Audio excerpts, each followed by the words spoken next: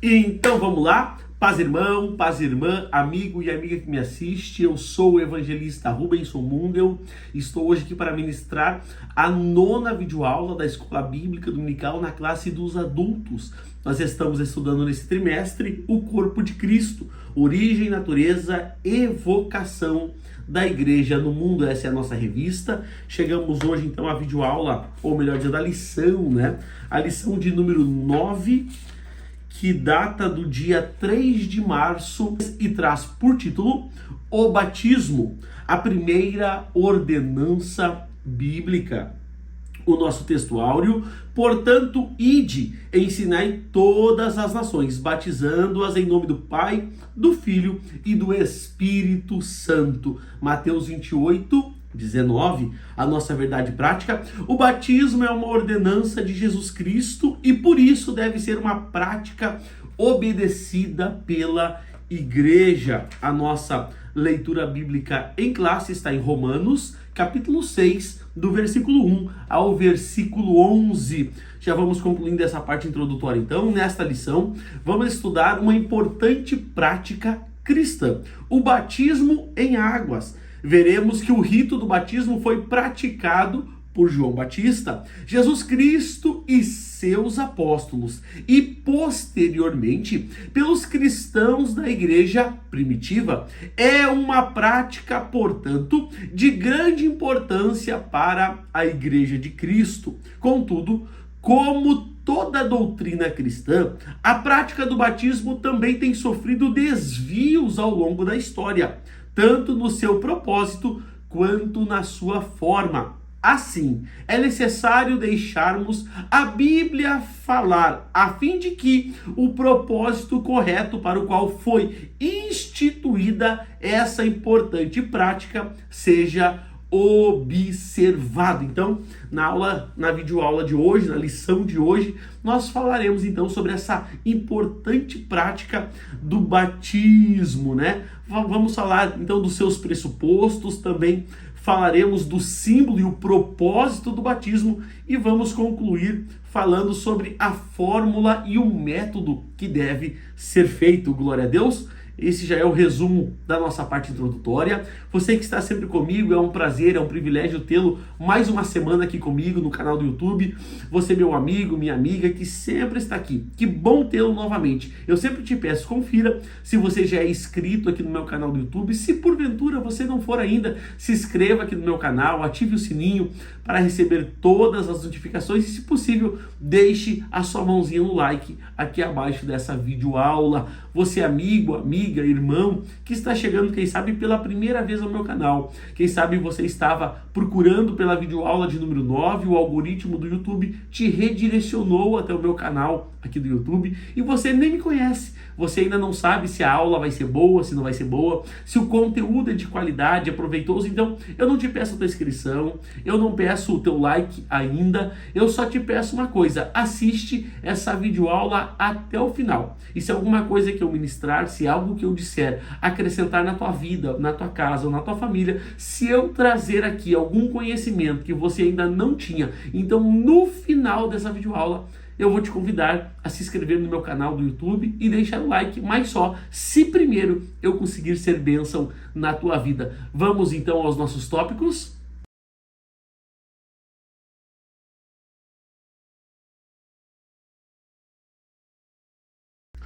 Tópico 1, pressupostos bíblicos doutrinários do batismo. O tópico 1 ele tem 3 subtópicos. O primeiro deles: o batismo visto como sacramento e a origem de um erro.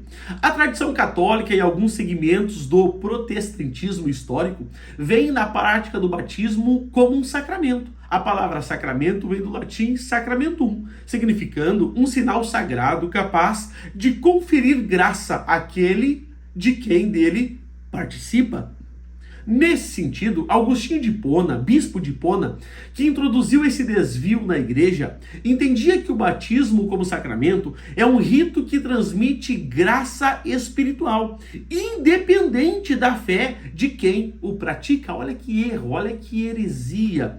Esse entendimento teológico doutrinário define um sacramento como sendo um sinal visível de uma graça invisível. Dessa forma, na visão de algumas tradições cristãs, o batismo torna-se necessário para a salvação. Olha quanto engano, olha quanto erro. É um erro doutrinário seríssimo isso. Eu quero ler um texto contigo, Efésios capítulo 2, versículo 8 e 9, que diz: porque pela graça sois salvos, mediante a fé, e isto não vem de vós, é dom de Deus, não de obras para que ninguém se glorie. Então, quando a gente fala de salvação em especial, nada é preciso a não ser a fé na bendita pessoa de Cristo. Romanos, se não me falha a memória, capítulo 9, versículo 10 diz: se com o teu coração crerdes que ele foi ressuscitado por Deus dentre os mortos, e com a tua boca confessares que ele é o Senhor e Salvador, serás salvo.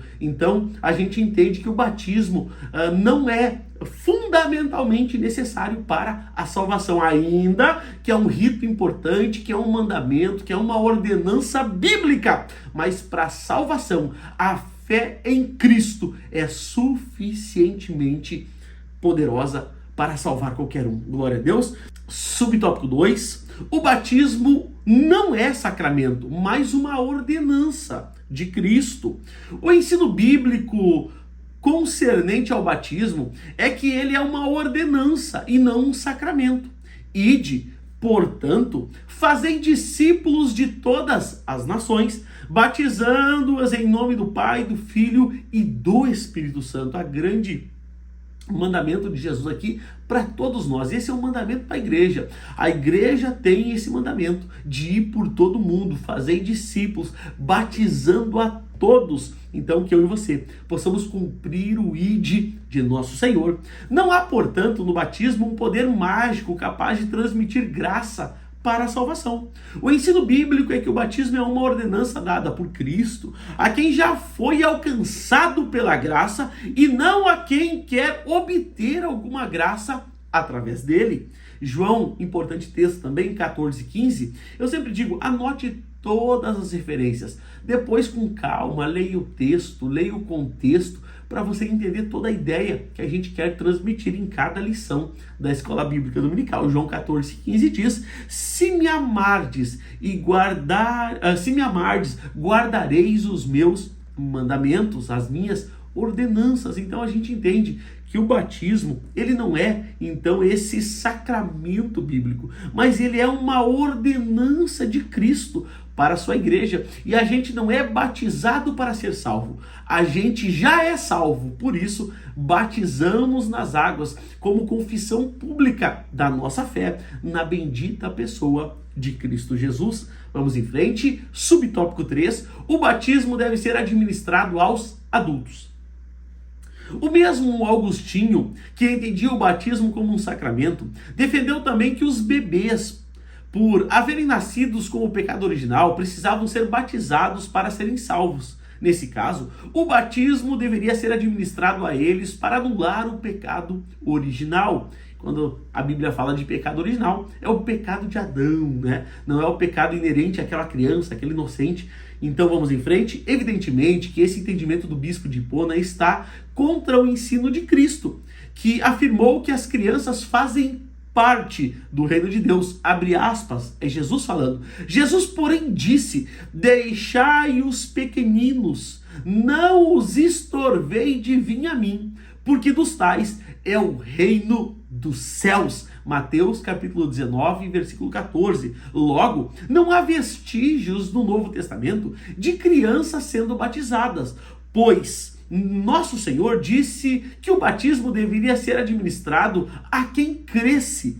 Uma criança ainda não chegou à idade da razão, não tem maturidade para crer e fazer as escolhas. Então, o batismo ele é administrado a pessoas, a adultos, já que conseguem ter um entendimento do ato que estão praticando. Eles têm fé suficiente em Cristo e estão, então, expressando essa fé também a partir do ato batismal. Mateus 16:16 diz: quem crer e for batizado será salvo, quem, porém, não crer será condenado, né? Então, é importante que todo aquele que aceitou a Cristo, que já faz parte, né, do corpo de Cristo pela aceitação ao sacrifício vicário de Cristo e já é salvo, ele então precisa se batizar, assim como pós-batismo ele precisa ceiar, viver em comunhão, estar inserido na dinâmica da igreja, no corpo de Cristo. Então isso são práticas e ordenanças de Cristo para a sua igreja. Mas lembrando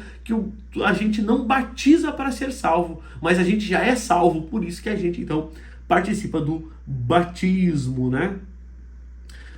Então já está aí o resumo prático, claro, objetivo, com aplicações práticas para a nossa vida, para a nossa casa, para a nossa família e para o nosso ministério do tópico 1. E eu já quero avançar contigo.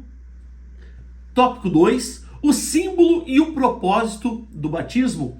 O tópico 2 tem 3 subtópicos. O primeiro deles, símbolo do batismo, identificação com Cristo. O batismo por imersão simboliza a união do crente com Cristo, por meio da sua morte, sepultamento e ressurreição. Essa verdade é afirmada pelo apóstolo Paulo aos cristãos que estavam em Roma.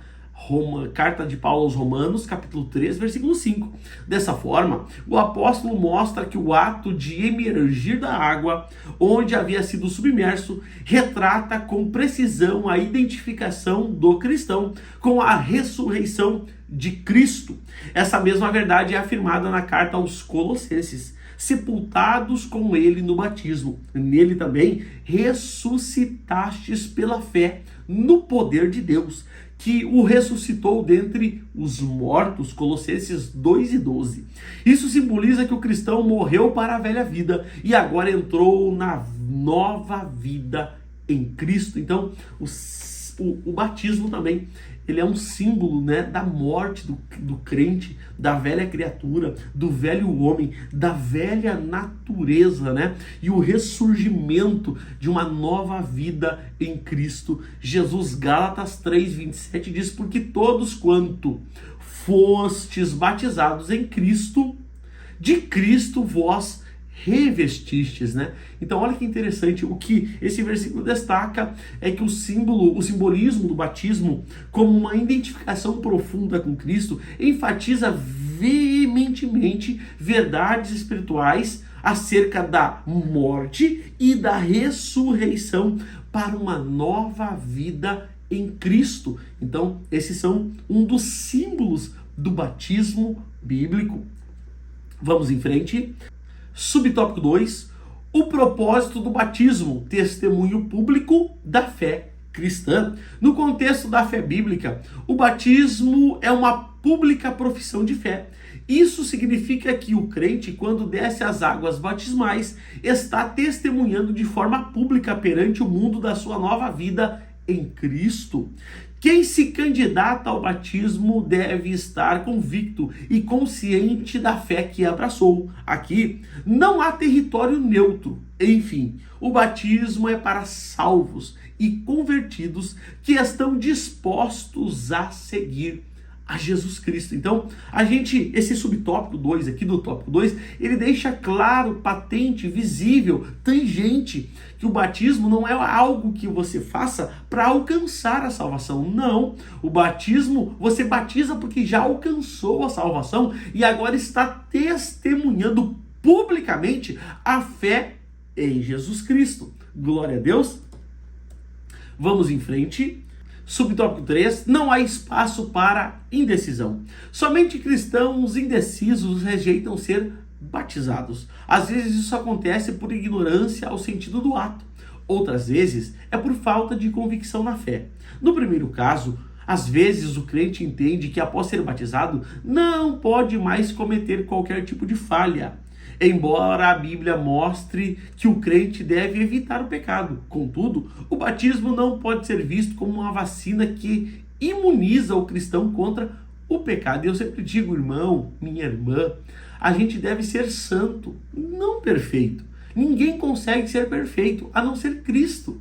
Então, a santidade, ser santo, não é sinônimo de perfeição, porque enquanto nós estivermos nesse mundo, nesse corpo caído, nós estamos sujeitos a falhar, nós estamos sujeitos a errar, nós estamos sujeitos a pecar, mas tudo isso, o erro, a falha, o pecado, não pode ser cotidiano na vida do cristão. Não, eu sempre digo que o cristão até erra, o cristão até falha, o cristão até peca, mas isso é um acidente de percurso. Isso não pode ser prática diária. Não! Então a gente até erra, até peca, mas isso é acidente. Importante é que toda vez que a gente entra no nosso quarto, fecha a nossa porta, ora ao nosso Pai que ouve no secreto, confessa aquilo que a gente tem feito, que a gente busca em Deus, né? Perdão, reconciliação. Cristo está ali pronto a nos perdoar,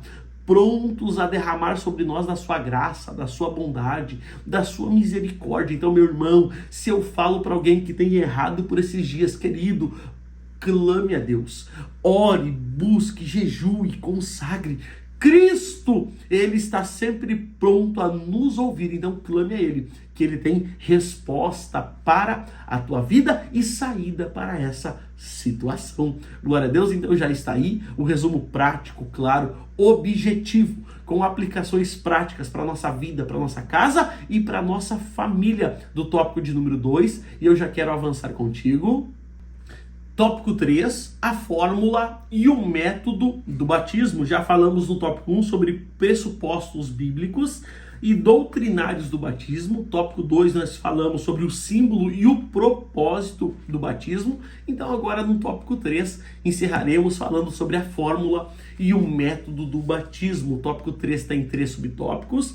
O primeiro deles, fórmula trinitária do batismo. Durante a grande comissão, Jesus ordenou seus discípulos, abre aspas, portanto, ide, fazei discípulos de todas as nações, batizando-os em nome do Pai, do Filho e do Espírito Santo de Deus. Então a gente crê na forma batismal trinitária. Essa fórmula trinitária do batismo cristão, isso porque esse texto cita as 3 pessoas da Trindade, o Pai, o Filho e o Espírito Santo. Um só Deus, 3 pessoas distintas, como uma só essência. No rito do batismo, portanto, a orientação de Jesus precisa ser seguida pela invocação do nome do Pai, do nome do Filho e do nome do Espírito Santo. Mateus 28, do 18 ao 20, diz assim, Jesus aproximando-se, falou-lhes dizendo, toda autoridade me foi dada no céu e na terra. Ide, portanto, fazei discípulos de todas as nações, batizando-os em nome do Pai, do Filho e do Espírito Santo de Deus. Esse versículo, meu irmão, ressalta a fórmula trinitária, mostrando a autoridade de Cristo e a interação das 3 pessoas da Trindade. Destaca também a importância de batizar em nome do Pai, do Filho e do Espírito Santo, sustentando a compreensão trinitária do batismo bíblico. Glória a Deus. Vamos em frente. Subtópico 2, a fórmula herética do batismo. Nem todos os grupos dentro da tradição cristã seguem a fórmula trinitariana. Há grupos que seguem um tipo de doutrina modalista. Um exemplo é o unicismo. Esse grupo batiza seus membros somente em nome de Jesus. O suporte bíblico dele é buscado em alguns textos do livro de Atos, onde supostamente se negaria a prática trinitariana. Convém dizer que esses textos não negam a forma trinitariana, nem tampouco negam a Trindade. Na verdade, o que é dito é que o batismo era feito na autoridade de Jesus, isto é, naquilo que ele fez e em ensinou, né? Eu quero ir a um texto contigo. Atos, capítulo 2, versículo 38 diz: respondeu-lhes Pedro, arrependei-vos, e cada um de vós seja batizado em nome de Jesus Cristo para a remissão dos vossos pecados, e recebereis o dom do Espírito Santo. Esse é um texto que eles interpretam de forma errônea, de forma errada. Vamos a outro? Atos 8,16, porque sobre nenhum deles ainda havia descido, somente eram batizados no nome do Senhor Jesus. Então eles pegam esses textos, eles tiram do contexto e aplicam uma fórmula errada. Não, esses textos, eles estão dizendo que o que era feito na autoridade do nome de Jesus, mas em momento algum eles negam a prática trinitariana deixada pelo próprio Jesus, que disse: batizando-os em nome do Pai, do Filho e do Espírito Santo de Deus. Glória a Deus. Vamos em frente. Subtópico 3, imersão, o método bíblico do batismo. Convém dizer que não há vestígios da prática do batismo por aspersão no Novo Testamento. Esse tipo de batismo se caracteriza por aspersão de água sobre o candidato. Entretanto, o contexto do Novo Testamento mostra claramente que o batismo nos dias bíblicos eram por imersão. A palavra grega baptismo possui o sentido de mergulhar, submergir, tanto na Bíblia quanto fora dela.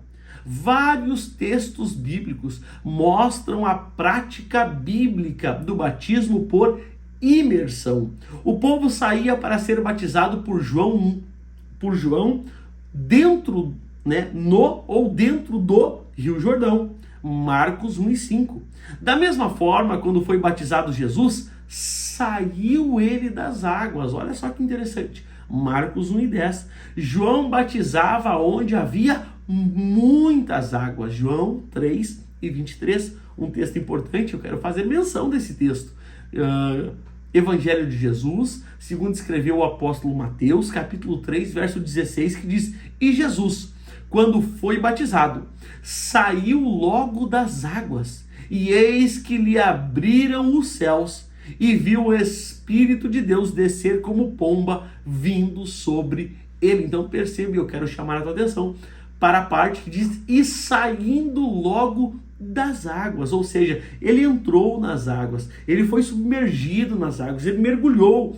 Então, logo após essa prática, ele saiu das águas, o céu abriu, o Pai bradou: eis aí o meu filho, o Espírito desceu sobre ele. Então aqui a gente aprende a prática e o exemplo perfeito do batismo bíblico. E também esse versículo evidencia a prática bíblica do batismo por imersão, mostrando que tanto Jesus como João Batista praticavam o batismo em locais onde havia muitas águas, indicando a imersão como um método preferido. Então, meu irmão, minha irmã, não caia no erro, não caia no engano. A Bíblia é clara, a Bíblia, ela tem todos, eu sempre digo, irmão, tudo que a gente precisa saber para essa vida e para a próxima, a gente encontra na Bíblia. A Bíblia não é um livro atual, não. A Bíblia é um livro eterno e tudo que a gente precisa saber está contido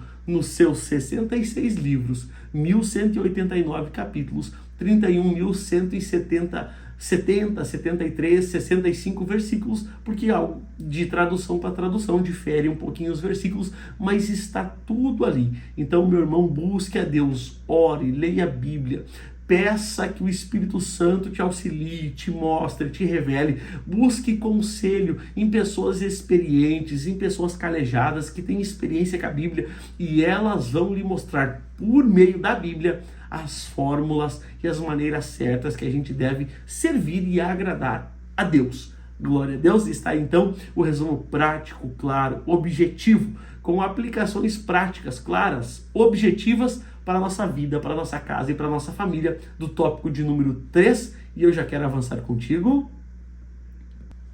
Conclusão: Procuramos abordar as questões mais relevantes concernentes ao batismo em águas. Mostramos que, embora não tenha atribuição de salvação a quem dele participa, o batismo é sim uma prática que deve ser levada a sério por todo crente que quer seguir as palavras de Jesus. Por meio do batismo, nos identificamos com Jesus Cristo e tornamos pública a nossa profissão de fé. Então, meu irmão, minha irmã, você que já aceitou a Cristo, você que já confessou Ele como Senhor, como Salvador da sua vida, o próximo passo é o passo do batismo e é um passo importantíssimo, porque com ele você vai publicamente professar essa fé na bendita pessoa de Jesus. Mas, irmão, eu tenho vergonha. Irmão, isso. Irmão, lembre-se do que Jesus disse.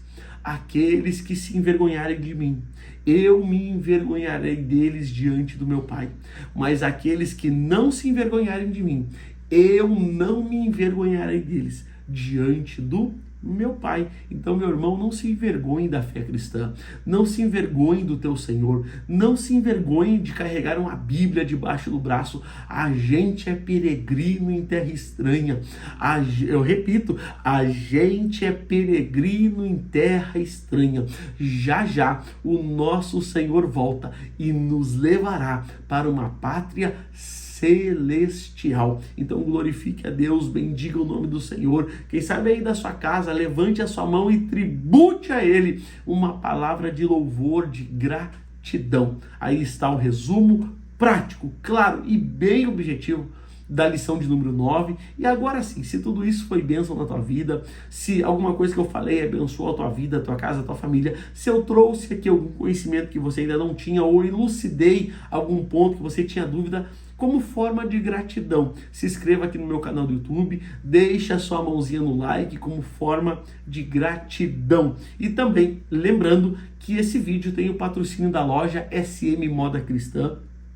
É uma loja voltada ao povo cristão, onde eles têm roupas excelentes, de excelente qualidade, que você vai se vestir com modéstia, com pudor, vai ficar elegante, vai ficar abençoado. Então aqui está o cupom Rubenson10 e com esse cupom você pode falar com o pessoal da loja, dizer que você tem o meu cupom e você vai poder fazer a sua primeira compra até 3 vezes no cartão sem acréscimo, ou também vai receber um desconto especial. Aqui embaixo na descrição do vídeo tem o link do Instagram da loja e também tem o WhatsApp do pessoal para um atendimento personalizado. Meu irmão, minha irmã, você que está aqui até agora comigo, o desejo da minha alma é que Deus abençoe a tua vida, é que Deus abençoe a tua família, é que Deus abençoe a obra das tuas mãos e que aonde você botar o pé, Deus te dê por herança. Até a próxima videoaula. Graça e paz.